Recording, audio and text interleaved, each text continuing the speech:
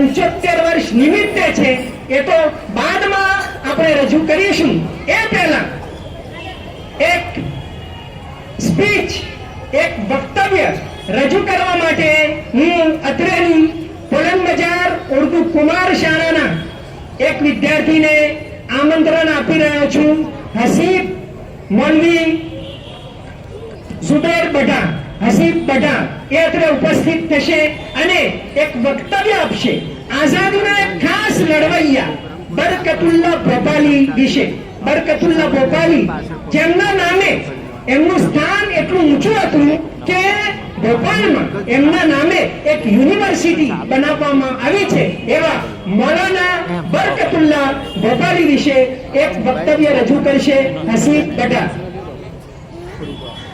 हम तो दुनिया में मोहब्बत को आम करते हैं, हम तो दुनिया में मोहब्बत को आम करते हैं और छोटे बड़े को पहले सलाम करते हैं, अस्सलाम वालेकुम।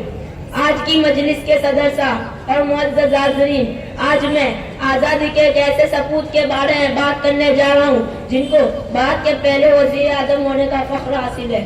हाँ जी, मुल्क के पहले प्रधानमंत्री जिन्होंने जर्मनी के विलियम काइसर, तुर्की के अनवर पाशा, रूस के लेनिन समेत दुनिया के 10 मुल्कों के सरबराहों से मुलाकात की और भारत की आज़ादी में मदद करने की पुरतासीर अपील की। भारत के पहले वजीर आजम थे मौलाना बरकतुल्लाह भोपाली। बरकतुल्लाह साहब की पैदाइश तारीखी शहर भोपाल के ईतवाला मोहल्ले में 1854 में हुई। आप बचपन से इंतहाई ज़हीन थे। आपको अरबी और अंग्रेजी के अलावा जापानी, तुर्की, फ्रेंच और जर्मन समेत 10 जुबानों पर मुकम्मल अबूर हासिल था। कई दिमागों का है जोशीला मुजाहिद 1895 से 1904 तक बरतानिया में रहा। ईस्वी सन 1904 में आप मौलाना महमूद हसन की रेशमी रुमाल तहरीक की खातिर जापान गए। वहाँ टोक्यो यूनिवर्सिटी में पढ़ाने के साथ भारत की आज़ादी के बीज बोए। 1914 में अमेरिका गए और वहाँ लाला हरदयाल, रास बिहारी बोस और सोहन सिंह भकना के साथ मिलकर गदर पार्टी की बुनियाद डाली। 1915 में आज़ादी के तमाम मतवाले काबुल में जमा हुए और भारत की आज़ादी का ऐलान करते हुए एक आदेश हुकूमत बनाई, यानी प्रोविजनल सरकार बनाई। राजा महेंद्र प्रताप को इस आदेश हुकूमत का राष्ट्रपति, बरकतुल्लाह भोपाली को वजीर आजम और मौलाना उबैदुल्लाह सिंधी को फॉरेन मिनिस्टर बनाया गया। तुर्की, जर्मनी और चीन समेत कई मुल्कों ने भारत की सादे हुकूमत को मंजूरी दी। इस तरह बरकतुल्लाह भोपाली भारत के पहले वजीर आजम बने। कौमी एकता के हामी इस वजीर आजम ने इसके बाद कई मुल्कों का दौरा किया और भारत की आज़ादी के लिए बैनुल अक़वामी माहौल बनाया। रूस के लेनिन, जर्मनी के विलियम काइसर और तुर्की के अनवर पाशा के अलावा कई चोटी के नेताओं से मुलाकात की।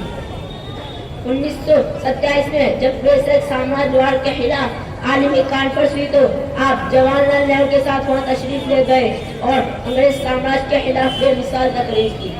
20 सितंबर 1927 को आज़ादी की लड़ाई का एक तामनाक सूरज गुरूब हो गया। राजा महेंद्र प्रताप ने अपनी आप बीती माई लाइफ स्टोरी में बरकतुल्लाह भोपाली को सफ़े अव्वल का मुजाहिद आज़ादी करार दिया है। जवाहरलाल नेहरू ने अपने सुहाने एंड ऑटोबायोग्राफी में बरकतुल्लाह भोपाली को डॉन कीजोटी यानी आज़ादी का खुदाई खिदमतगार बताया है।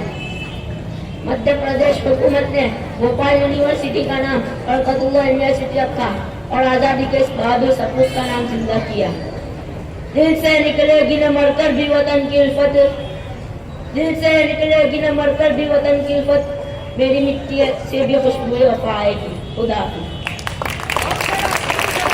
તાળીઓના ગડગડાટથી આપણે વધાવી દઈશું। થોડા આત્મવિશ્વાસ સાથે મૌલાના બરકતુલ્લાહ ભોપાલી વિશે વક્તવ્ય રજૂ કર્યું। ચાંદ ભી हैरान